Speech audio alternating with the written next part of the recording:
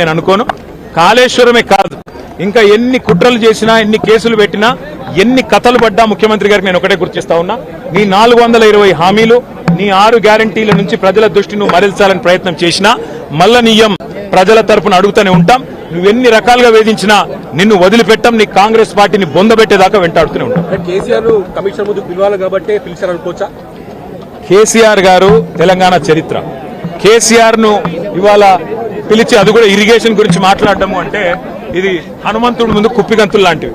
ఎందుకంటే కేసీఆర్ గారికి ఉన్నంత క్షుణ్ణమైన అవగాహన, వాగులు, వంకలు, నదులు, చెరువులు, వీటి గురించి, ఇరిగేషన్ రంగం గురించి కేసీఆర్ కు ఉన్నంత అవగాహన బహుశా భారతదేశంలోనే ఈరోజు సమకాలీన రాజకీయాల్లో ఏ రాజకీయ నాయకుడు కూడా ఉండదు. మరి అట్లాంటిది కేసీఆర్ గారిని పిలిచి లేదు అడుగుతామంటే హనుమంతుడి ముందు కుప్పిగంతులే అవుతుంది. ముమ్మాటికి నిజాలు అల్టిమేట్ గా తేల్తాయి. ధర్మము న్యాయమే గెలుస్తుంది. అల్టిమేట్ గా కేసీఆర్ గారి పేరు చరిత్రలో సువర్ణాక్షరాలతో తెలంగాణను సాధించిన నాయకుడిగా, తెలంగాణను సస్యశ్యామలం చేసిన నాయకుడిగా చరిత్రలో సువర్ణాక్షరాలతో లిఖించబడుతుంది.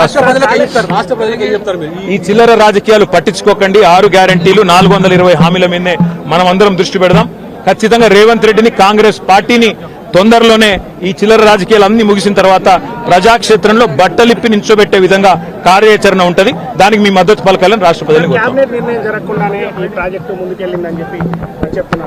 రేవంత్ రెడ్డి అనే ఒక చిల్లర నాయకుడు, ఒక చిల్లర వ్యక్తికి కేబినెట్ అంటే అర్థం కాదు, కేబినెట్ ఎట్లా పనిచేస్తుందో అర్థం కాదు. ఎందుకంటే ఆయన ఆలోచనలు వేరు, ఆయన ఎజెండా వేరు. ఆయనకు రాష్ట్ర ప్రయోజనాల కంటే, రైతుల ప్రయోజనాల కంటే రాజకీయ ప్రయోజనాలు, రాక్షస ఆనందము, పైశాచిక ఆనందం ఆయనకు ముఖ్యం. ఆయన చిల్లర పని చేసి బ్యాగులు మోసి జైల్లో పడ్డాడు కాబట్టి మా వాళ్ళని కూడా కొంతమందిని జైల్లో పెట్టాలనేది ఆయన వికృతమైన ఆలోచన తప్ప ఇంకోటి కానే కాదు. నేను చెప్పేదల్లా ఒకటే, అబద్ధం నిజం నిలకడ మీదనే తెలుస్తుంది. నిజం కడప దాటే లోపల అబద్ధం అంగిలాగేసుకుని ఊరంతా తిరిగి వస్తుంది అన్నట్టు కొన్ని రోజులు కాళేశ్వరం అని, కొన్ని రోజులు ఫోన్ ట్యాపింగ్ అని, కొన్ని రోజులు ఫార్ములా ఈ అని ఏదైతే డ్రామాలు రేవంత్ రెడ్డి ఆడుతా ఉన్నాడో, ఆయన ప్రభుత్వం ఆడుతా ఉందో, ఇవన్నీ కూడా కేవలం ప్రజల దృష్టి మరల్చడానికి చేస్తున్న చిల్లర ప్రయత్నం. 420 హామీలు, 6 గ్యారంటీలు అమలు చేయలేని ముఖ్యమంత్రి, చివరికి మంత్రివర్గ విస్తరణ చేయలేని ముఖ్యమంత్రి, చివరికి మంత్రివర్గ విస్తరణ చేసిన పోర్ట్ఫోలియోలు కూడా కేటాయించుకోలేని ఒక అసమర్థ ఫెయిల్యూర్ చీఫ్ మినిస్టర్. ఆయన ఫెయిల్యూర్ ని కప్పిపుచ్చుకోవడానికి చిల్లర ప్రయత్నాలు చేస్తున్నాడు. అంతకంటే చేసేదేం లేదు. కేసీఆర్ గారితో ఇరిగేషన్ గురించి మాట్లాడడం అంటే హనుమంతుడి ముందు కుప్పిగంతులాగా ఉంటుంది. ఎందుకంటే కేసీఆర్ గారికి సమకాలీన రాజకీయాల్లో భారతదేశంలో ఆయనకున్నంత క్షుణ్ణమైన అవగాహన, నదులు, వాగులు, వంకలు, చెరువులు ఏం చేయొచ్చు అనేది, ఏం చేసి చూపెట్టిందో కూడా కేసీఆర్ నాయకత్వం తెలంగాణ ప్రజల ముందే ఉంది. బ్రహ్మాండంగా తెలంగాణను 1 కోటి ఎకరాల మాగాణం చేసి వరిధాన్యం ఉత్పత్తిలో పంజాబ్ను, హర్యానాను దాటిపోయి తెలంగాణ అనే కరువు పాలిత ప్రాంతాన్ని ఇవాళ భారతదేశంలో అగ్రభాగాన్ని నిలబెట్టినందుకు కేసీఆర్ గారికి నోటీసులు ఇస్తారా? లేదా ప్రపంచంలోనే అతిపెద్ద లిఫ్ట్ ఇరిగేషన్ ప్రాజెక్టును 4 ఏళ్లలో ప్రజాస్వామ్య భారతదేశంలో కట్టినందుకు మీరు నోటీసులు ఇస్తారా? దేనికి ఇస్తారు కేసీఆర్ కు నోటీసులు? అన్ని చర్చలు కూడా ఇవాళ కమిషన్ ముందు జరుగుతాయి. ఎన్ని ప్రశ్నలు అడిగినా వాటికి సమాధానాలు సమర్థవంతంగా మేము చెప్తాము. ఇప్పటికే హరీష్ రావు గారి ప్రజెంటేషన్ తోనే కాంగ్రెస్, బీజేపీ నాయకుల ఫ్యూజులు ఎగిరిపోయినాయి. ప్రజలకు కూడా మొత్తం వాస్తవాలు అర్థమైపోయినాయి. వాడు కొత్తగా చెప్పడానికి కానీ, మరి అడగడానికి కానీ వాస్తవంగా ఏం లేదు. కానీ సాంకేతికంగా పిలవాలి కాబట్టి పిలిచడం నేను అనుకుంటాను. రేవంత్ రెడ్డి వాళ్ళ మామ దగ్గర కూర్చుంటే మంచిది. పిల్లనిచ్చిన మామ దగ్గర రేవంత్ రెడ్డి 5 నిమిషాలు కూర్చొని బుద్ధి జ్ఞానం తెచ్చుకుంటే మంచిది. సూదిని పద్మారెడ్డి గారు, గీత గారి తండ్రి, వారు చెప్పినారు 94,000 కోట్ల ఖర్చైన ప్రాజెక్టులో 1,00,000 కోట్ల అవినీతి అనేది ఒక తెలివి తక్కువ అంటాడన్నాడు. మరి ఆ తెలివి తక్కువ ఆయన అల్లుడు, మా కర్మగాలి. ఆ తెలివి తక్కువ ఇలా ఈ రాష్ట్రానికి ముఖ్యమంత్రి.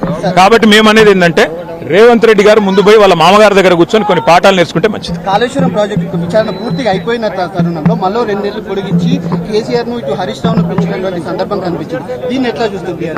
ఖచ్చితంగా కక్ష సాధింపు, రాజకీయ వేధింపు తప్ప ఇందులో ఏమీ లేదు.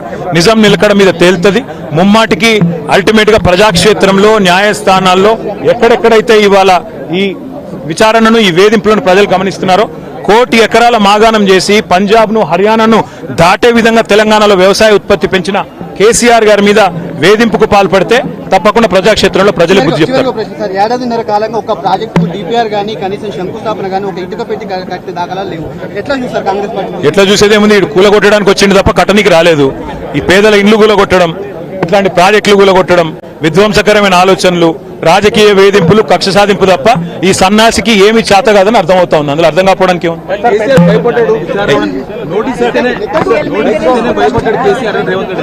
100 జన్మలెత్తినా 100 జన్మలెత్తినా రేవంత్ రెడ్డి అనే చిల్లరగానికి కేసీఆర్ గొప్పతనం అర్థం కాదు. రేవంత్ రెడ్డి గురువు, ఆయన జేజమ్మతోనే కొట్లాడినోడు కేసీఆర్, ఆ జేజమ్మని ఇక్కడి నుంచి తరిమేసినోడే కేసీఆర్. కాబట్టి రేవంత్ రెడ్డి అనే చిల్లరగాడు ఏం మాట్లాడినా, ఆయన చిల్లర ప్రభుత్వం ఏం చేసినా కేసీఆర్ ఎంటిక కూడా పీకలేరు. పరిస్థితి కనబడుతుంది. ముఖ్యంగా